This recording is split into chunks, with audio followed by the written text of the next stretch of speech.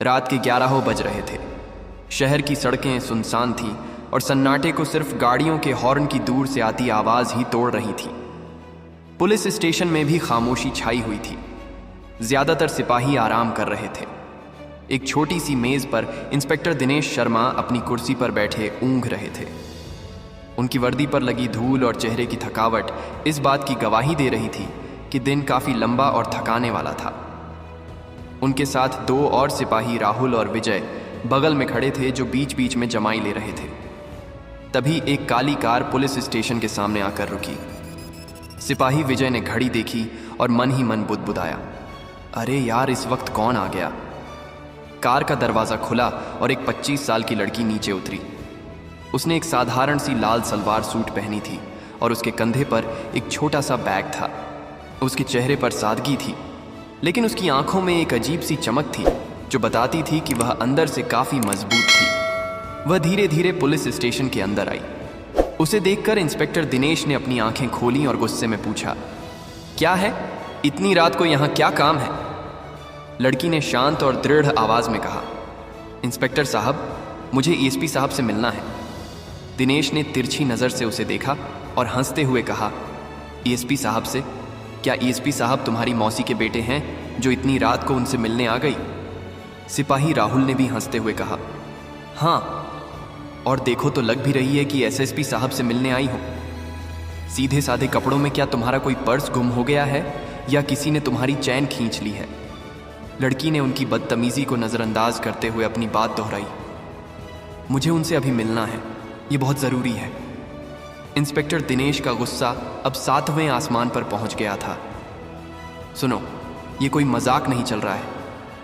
यहाँ से जाओ, सुबह आना, और अगर सुबह भी एसपी साहब से मिलना है तो पहले अपॉइंटमेंट लेना होगा। लड़की ने कहा, मैंने कहा ना, ये ज़रूरी है, मैं उनसे बात किए बिना नहीं जाऊंगी। दिनेश अपनी कुर्सी से उठे और उसके सामने आकर खड़े हो गए। उनकी आवाज़ में कड़ापन था। तुम्हें सुनाई नहीं देता?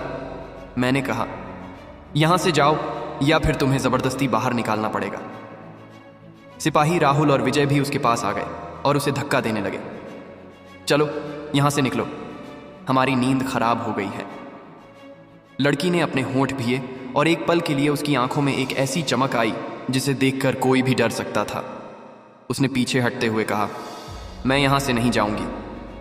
अगर आप लोग मुझे नहीं रोक रहे होते तो शायद मैं अब तक एसपी साहब के ऑफिस में होती। आप लोग अपने कर्तव्य को भूल रहे हैं।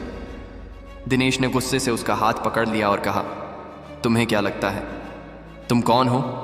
हमें कर्तव्य का पाठ पढ़ा रही हो। अभी पता चलेगा कि हम कौन हैं। वह लड़की बिल्कुल नहीं हिली। उसका चेहरा बिल्कुल शांत था, जैसे कि वह पहले से ही जानती थी कि क्या होने वाला है। उसकी आंखों में चमक और भी गहरी हो गई थी। दिनेश का हाथ अभी भी अंजलि की कलाई पर था और वह उसे खींचने की कोशिश कर रहा था। तभी एक जीप पुलिस स्टेशन के सामने आकर रुकी। जीप से एसपी मिश्रा अपनी वर्दी में उतरे। उनका चेहरा गंभीर था और उनके हाव भाव से साफ पता चल रहा था कि वे काफ़ी गुस्से में थे। उन्हें देखकर दिनेश, राहुल और विजय अपनी जगह पर ठिठक गए।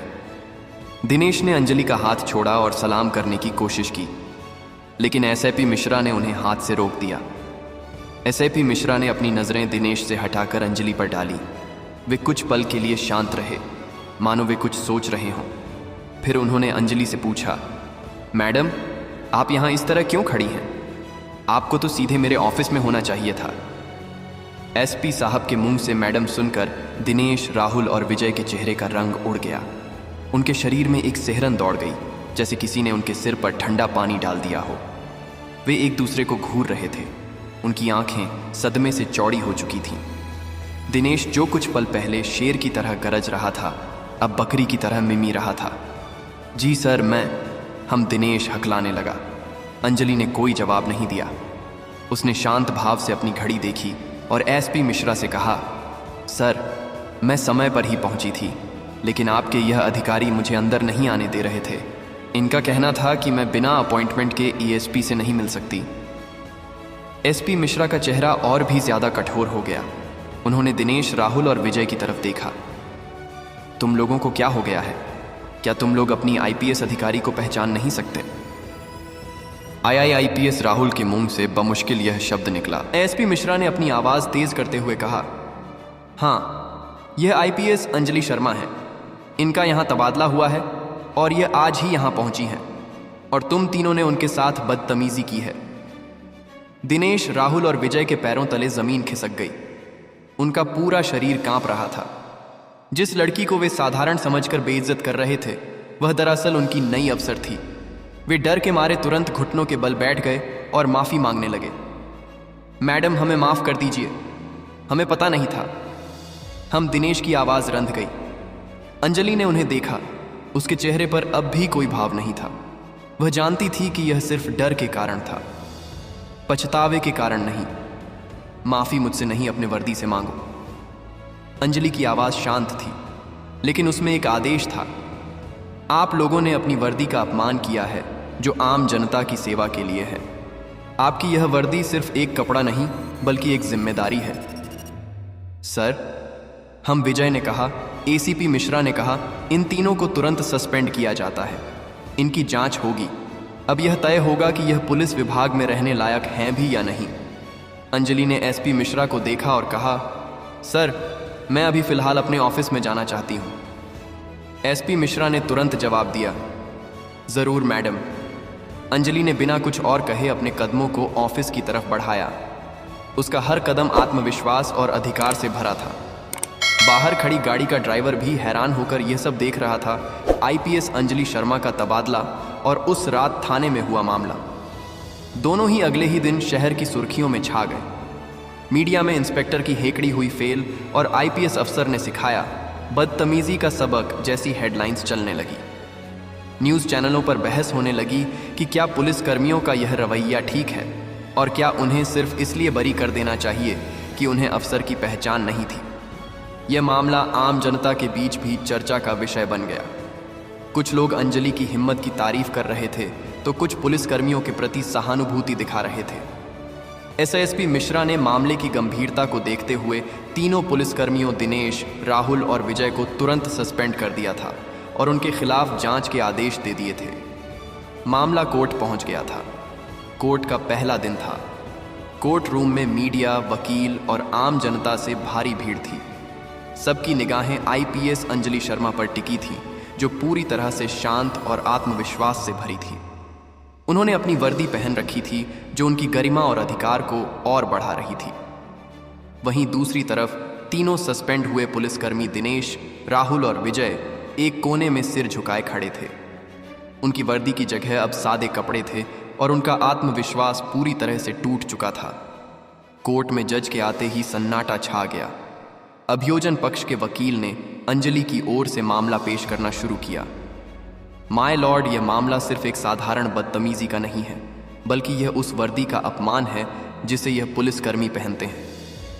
एक IPS अफसर जो जनता की सेवा के लिए शहर में आई, उन्हें उनके ही सहयोगियों ने अपमानित किया।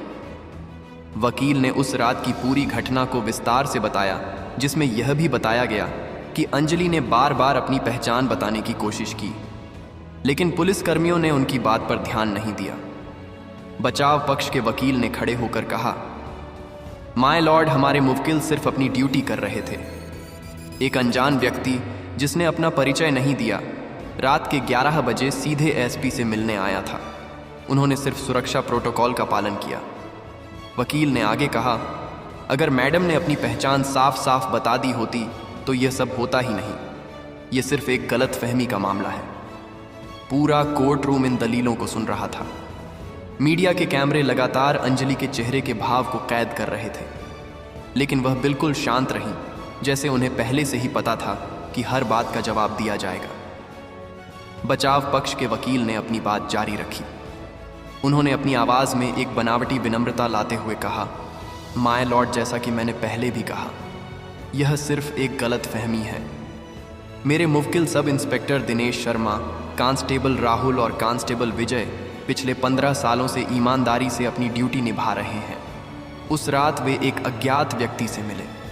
उस व्यक्ति ने कोई भी पहचान पत्र नहीं दिखाया और सीधे SP से मिलने की जिद करने लगा। पुलिसकर्मियों ने सिर्फ सुरक्षा नियमों का पालन किया। वकील ने अंजलि की तरफ इशारा करते हुए कहा, माय लॉर्ड, क्या एक आईपीएस अधिकारी अपनी पहचान को इतने साधारण तरीके से छिपा सकती है? अगर वह चाहती तो एक ही पल में अपनी पहचान बताकर यह पूरा झगड़ा टाल सकती थी, लेकिन उन्होंने ऐसा नहीं किया। इससे यह साबित होता है कि यह सब जानबूझकर किया गया था ताकि मेरे मुवक्किलों को फ्रेम किया जा सके। अंजलि के चेहरे पर एक भी शिकन नहीं आई। वह शांत और गंभीर थी, जैसे वह पहले ही जानती थी कि इस तरह के आरोप लगाए जाएंगे। इसके बाद अभियोजन पक्ष के वकील अपनी जगह से उठे। उन्होंने अपनी बात एक अलग अंदाज में शुरू की। माय लॉर्ड, मेरे साथी वकील ने बहुत ही चालाकी से इस मुद्दे को गलतफहमी का नाम दिया है, लेकिन क्या एक वर्दीधारी अफसर के साथ इस तरह का व्यवहार करना सिर्फ गलतफहमी है? उन्होंने तीनों पुलिसकर्मियों की तरफ इशारा करते हुए कहा, यह अधिकारी जानते हैं कि नियम क्या है। अगर किसी को शक होता है तो उसे थाने के अंदर पूछताछ के लिए बुलाया जाता है, न कि उसे ज़बरदस्ती बाहर धकेलने की कोशिश की जाती है।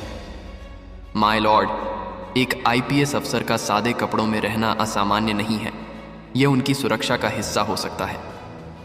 क्या इसका मतलब यह है कि कोई भी पुलिसकर्मी किसी भी आम नागरिक के साथ बदतमीजी कर सकता है, सिर्फ इसीलिए कि वे उसे पहचान नहीं पाए? वकील ने अपनी आवाज़ को ऊंचा करते हुए कहा, अगर मैडम ने अपनी पहचान बता दी होती तो भी शायद यह लोग उनके साथ बदतमीजी करते। इनका व्यवहार एक अफसर के प्रति नहीं था, बल्कि एक साधारण महिला के प्रति था। यह लोग पद और वर्दी की गरिमा को भूल चुके हैं, और यही वह कारण है जिसके लिए वे दंड के पात्र हैं। कोर्ट रूम में सन्नाटा छा गया। जज ने दोनों पक्षों की दलीलें सुनी और अपनी डायरी में कुछ नोट किया। उनकी नज़रें कभी अंजलि पर थीं तो कभी उन तीन पुलिसकर्मियों पर। दिनेश, राहुल और विजय का चेहरा शर्म और डर से लाल हो गया था। जज ने दोनों पक्षों की दलीलें सुनने के बाद कुछ देर के लिए अपनी आंखें बंद कर लीं। कोर्ट रूम में एक अजीब सी चुप्पी छा गई थी। हर कोई फैसले का इंतज़ार कर रहा था। कुछ मिनटों के बाद जज ने अपनी आंखें खोलीं और उनका चेहरा बेहद कठोर था। यह अदालत इस निष्कर्ष पर पहुंची है कि sub inspector Dinesh Sharma, constable Rahul और कांस्टेबल विजय ने अपनी वर्दी का घोर अपमान किया है। जज ने अपनी भारी आवाज़ में कहा, उनका व्यवहार न सिर्फ आईपीएस अंजलि शर्मा बल्कि हर आम नागरिक के प्रति अशोभनीय और अपमानजनक था। एक पुलिसकर्मी का काम लोगों की मदद करना है, न कि उन्हें परेशान करना। जज ने आगे कहा, पुलिसकर्मियों को यह समझना चाहिए कि उनकी शक्ति का दुरुपयोग नहीं किया जा सकता है। इस मामले में उन्होंने न सिर्फ अपनी ड्यूटी की अनदेखी की, बल्कि एक अफसर के पद और सम्मान का भी मजाक उड़ाया। यह अपराध सिर्फ व्यक्ति विशेष के खिलाफ नहीं, बल्कि पूरे पुलिस विभाग और न्याय प्रणाली के खिलाफ है। इसलिए जज ने अपना फैसला सुनाते हुए कहा, यह अदालत तीनों पुलिसकर्मियों दिनेश शर्मा, राहुल और विजय को तुरंत प्रभाव से निलंबित सस्पेंड करती है और उन्हें 1 महीने के लिए न्यायिक हिरासत जेल में भेजा जाता है।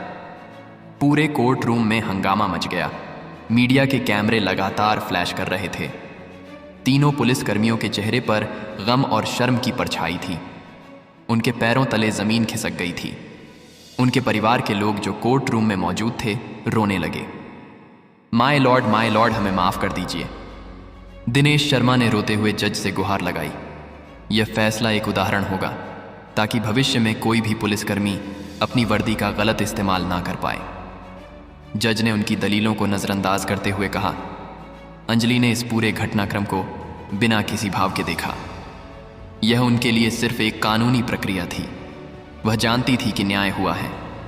सस्पेंड होने के बाद तीनों पुलिसकर्मियों को तुरंत पुलिस की गाड़ी में बिठाकर जेल ले जाया गया। उनके हाथों में हथकड़ी थी और सिर झुके हुए थे। वे आज पहली बार अपने ही विभाग की गाड़ी में एक अपराधी के रूप में बैठ रहे थे। अब जब पुलिसकर्मियों को सस्पेंड कर जेल भेज दिया गया तो दोस्तों, आपको यह कहानी कैसी लगी है? उम्मीद करते हैं कि अच्छी लगी होगी। अगर अच्छी लगी हो तो प्लीज़ हमारे चैनल स्टोरी बुक को सब्सक्राइब करें। धन्यवाद।